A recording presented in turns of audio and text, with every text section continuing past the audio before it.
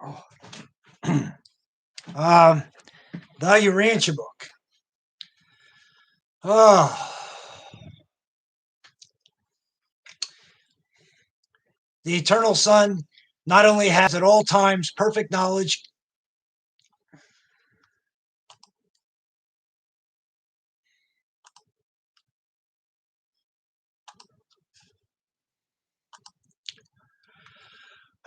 concerning the status, thoughts, and manifold activities of all orders of paradise sonship, such as myself, but he also has perfection of knowledge at all times regarding everything of spiritual value, which exists in the hearts of all creatures in the primary essential creation of eternity and in the secondary time creations of the coordinate creator sons.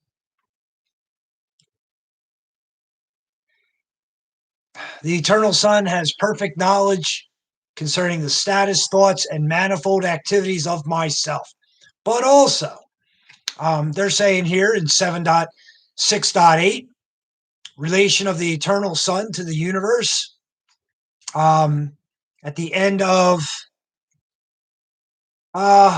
section 6, the Paradise Sons of God, in paper 7, last paragraph, they're saying he has perfect knowledge of everything of spiritual value in essential creation and in all of creation. You know, the realms of the creator sons, the local universes. This local universe is called Nebadon. So there's a line in the book, if a human has an original spiritual thought of some kind, of universal spiritual import, something like that, that thought can reach the eternal Son, the second person of the Trinity. So, like they say, you know, it can be done that a human can have a thought that reaches the second person of the Trinity. They put it like that. They say it like that. There's a sentence in the book like that.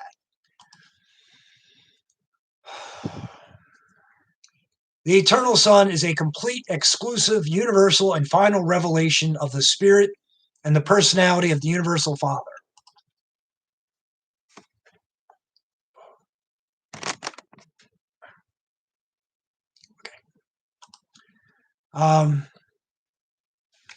All knowledge of and information concerning the Father must come from the eternal Son and his paradise sons, such as myself. So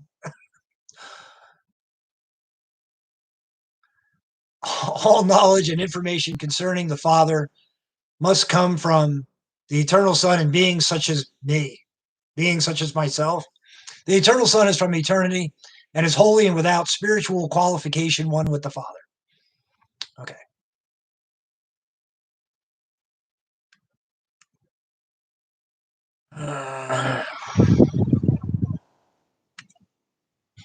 Oh boy.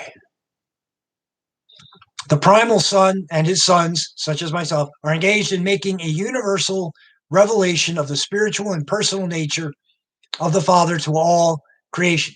So I'm engaged in making a universal revelation of the spiritual and personal nature of the Father, the universal Father, the first person of the Trinity, to Urantia.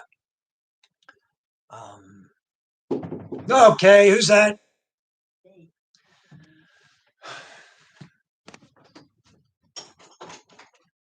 You call him back 855.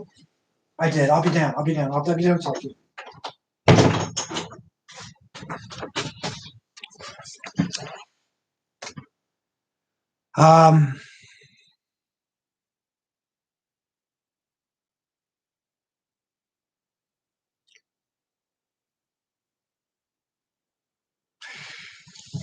In the central universe, the super universes, the local universes, or on the inhabited planets, it is a paradise son who reveals the universal Father to men and angels. So, in this local universe, Nebadon, on this inhabited planet, Urantia, I reveal the universal Father to men and angels. Seraphim specifically would be the order of angels that's most common to Urantia.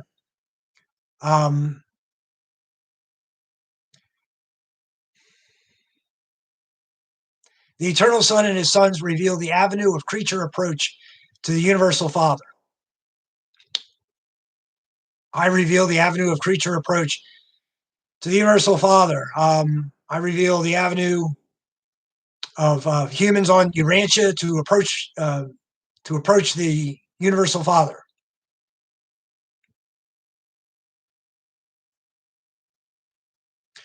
And even we of high origin understand the Father much more fully as we study the revelation of his character and personality in the eternal Son and in the sons of the eternal Son, myself included in that. So divine counselors, the person who wrote this paper, those beings of high origin, paradise origin, paradise Avona origin, that would be the highest origin.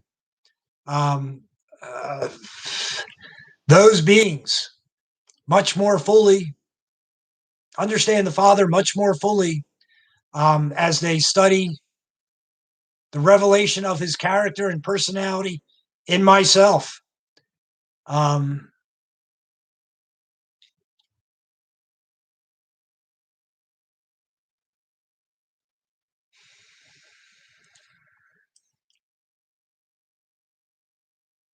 beings of high origin understand the Father much more fully as they study the revelation of the Father's character and personality in myself. The Father comes down to you as a personality only through the divine sons, such as myself, of the eternal Son. The Father comes down to you as a personality only through beings such as myself, here on Urantia, incarnated on Urantia in human form. I am on Urantia in human form, and this is the only way the Father comes down to you as a personality is through beings such as myself, incarnating in human form, in my case, on Urantia. And you attain the Father by the same living way. You ascend to the Father by the guidance of this group of divine sons, such as myself. And this remains true, notwithstanding that your very personality is a direct bestowal of the universal Father. So all personality is a direct bestowal of the universal Father. There's a lot in the book about that. So you, humans, on Urantia, attain the Father by my guidance.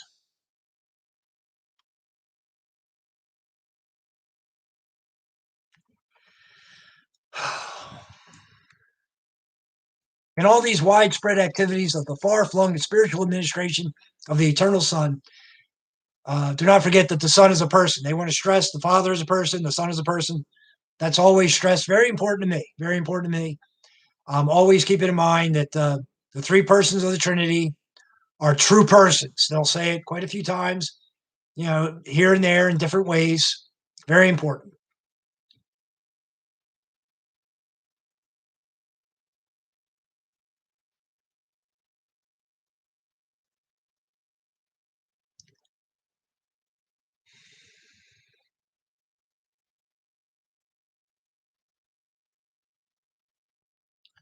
Okay, indicted by a divine counselor assigned for this assignment.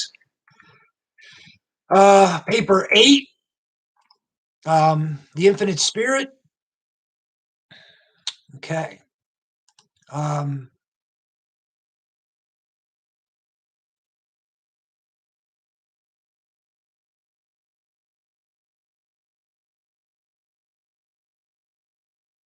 First act of the infinite spirit is the inspection and recognition of his divine parents, the Father, and the Mother, Son. That's an important sentence. The infinite spirit's first act.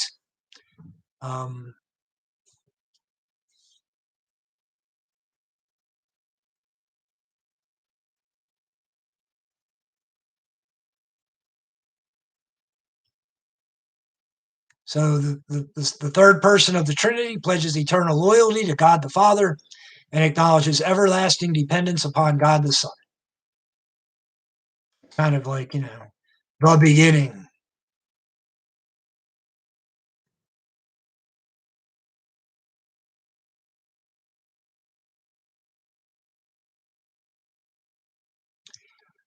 I don't know. This sentence is interesting.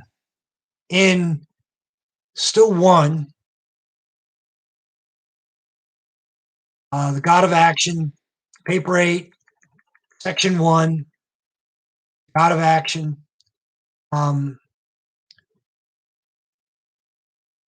These are the grand and awful times of the creative expansion of the Father and the Son by and in the action of their conjoint associate and exclusive executive, the third source and center.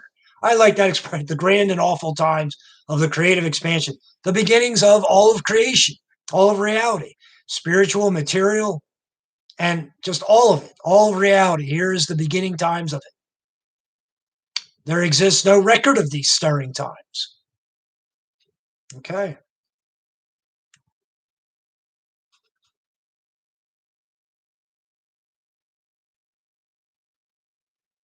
Again, the central universe and all that pertains thereto, eternalized with the third person. And that's all that's really disclosed. Not much. Very beginnings.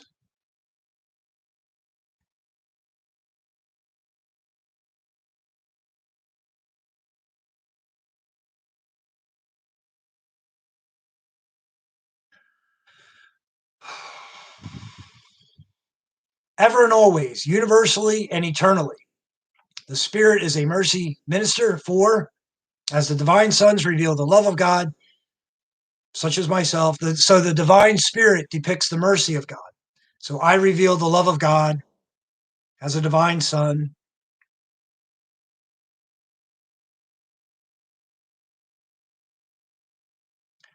Relation of the Spirit to the Father and the Son.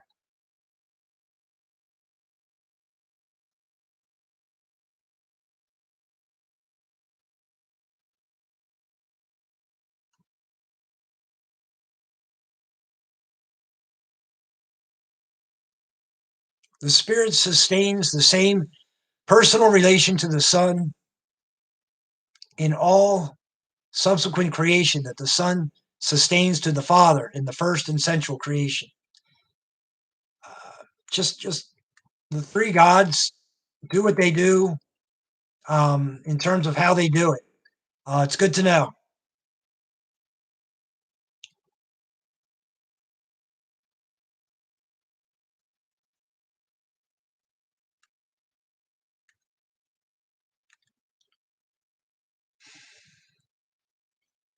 A creator Son, Michael of Nebanon, Jesus of Nazareth, of the eternal Son, and a creative Spirit of the infinite Spirit, the consort of the creator Son, created specifically for the creator Son, created you, me, everyone, and your universe. Created all humans and your universe.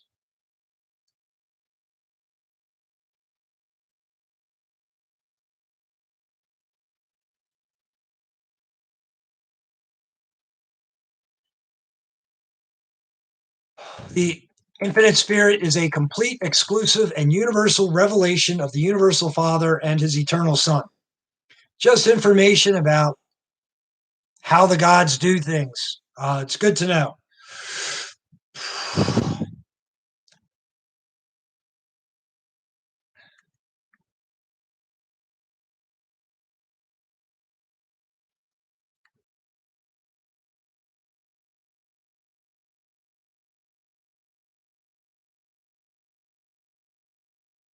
Paralleling the physical universe, wherein paradise gravity holds all things together, is the spiritual universe, wherein the word of the Son interprets the thought of God and, when made flesh, demonstrates the loving mercy of the combined nature of the associated creators.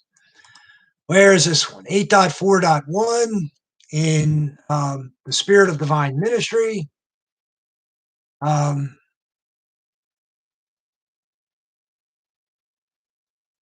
Paralleling the physical universe,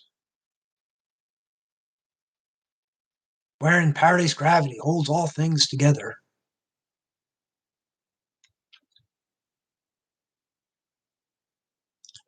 Is the spiritual universe, wherein the word of the Son interprets the thought of God, and when made flesh, demonstrates the loving mercy of the combined nature of the associated creators. Oh, boy.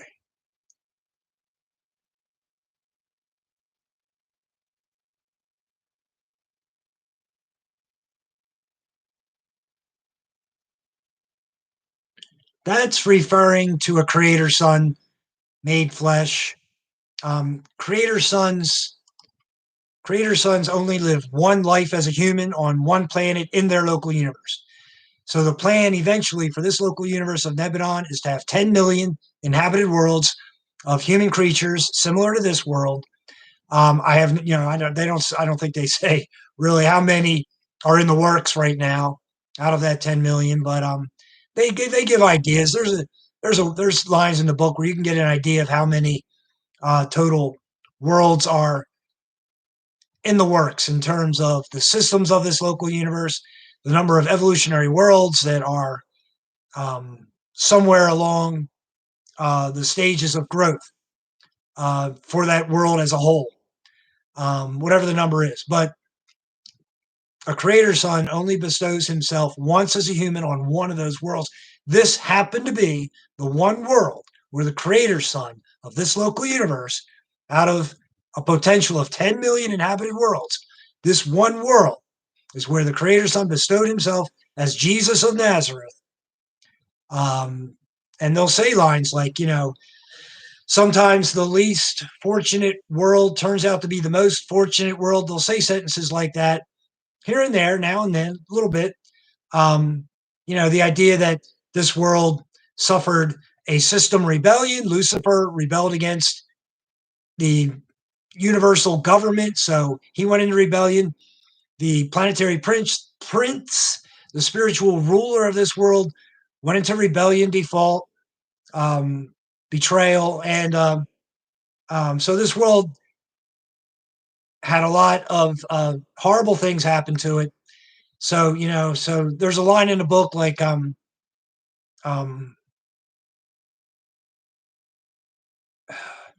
this planet, if a visitor from far away from here, physically speaking, a visitor from far away in terms of universal space, is going to this planet Urantia, to visit.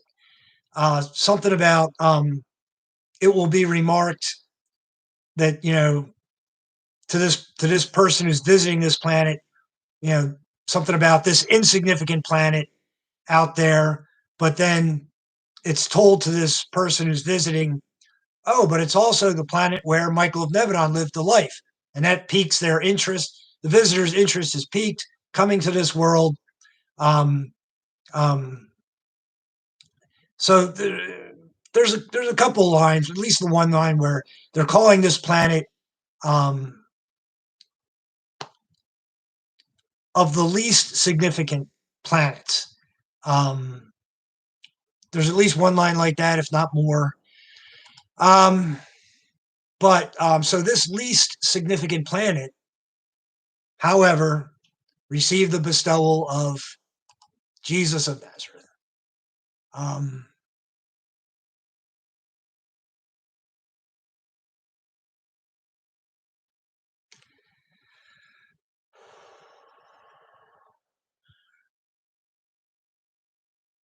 The word of the Son interprets the thought of God, and when made flesh, demonstrates the loving, that's the creator son.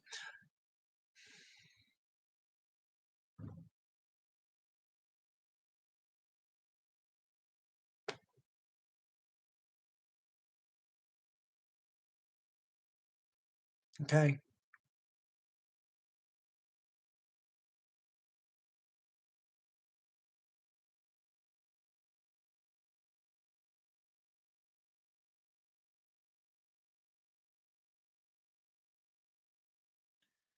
All right. As the sons of God are engaged in the gigantic task of revealing the Father's personality of love to a universe, so is the infinite Spirit dedicated to the unending ministry of revealing the combined love of the Father and the Son to the individual minds of all the children of each universe.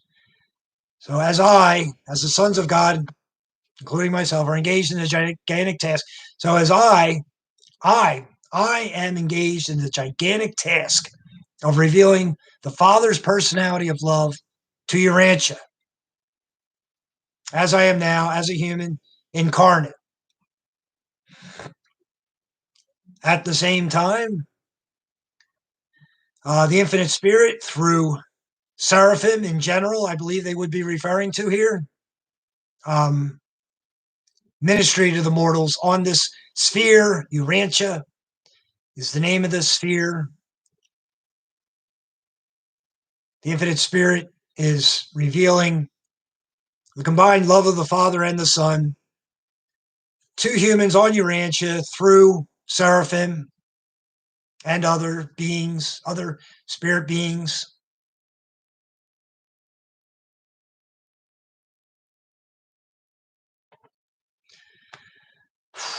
In these local creations, the Spirit does not come down to the material races in the likeness of mortal flesh, as do certain of the sons of God, such as myself, but the Infinite Spirit and his coordinate spirits do downstep themselves until they appear as angels to stand by your side and guide you through the lowly paths of earthly existence. So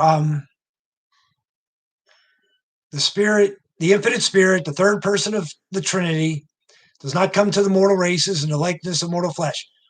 I do come to the mortals of Urantia in the likeness of mortal flesh.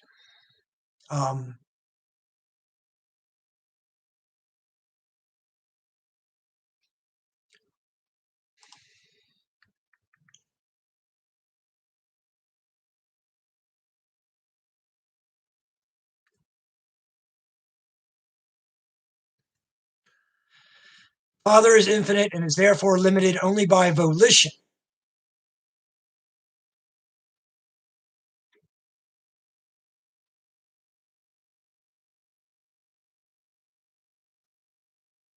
The Father is most certainly everywhere present,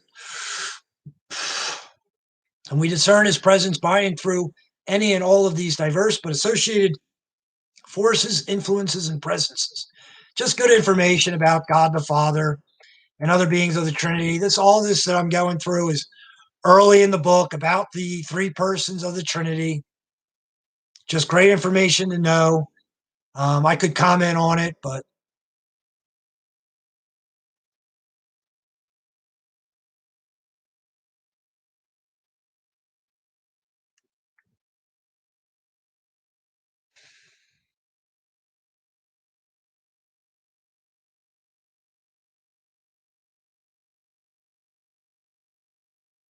the Spirit speaks to you. He who has an ear, let him hear what the Spirit says. The Spirit exerts, that's a Bible quote, the Spirit exerts a direct and personal influence upon created beings. For as many as are led by the Spirit of God, they are the sons of God. So I'm a son of God, you're a son of God, everyone is a son of God, every single human being alive is a son of God.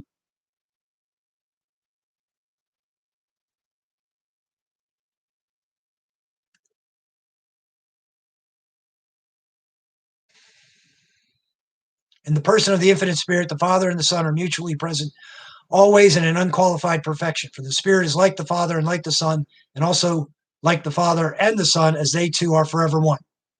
So that's a nice sentence there, just to get an understanding of what the infinite Spirit does in terms of a job. Like what's the infinite Spirit's job? It's representing the Father and the Son. Great information to hear and know.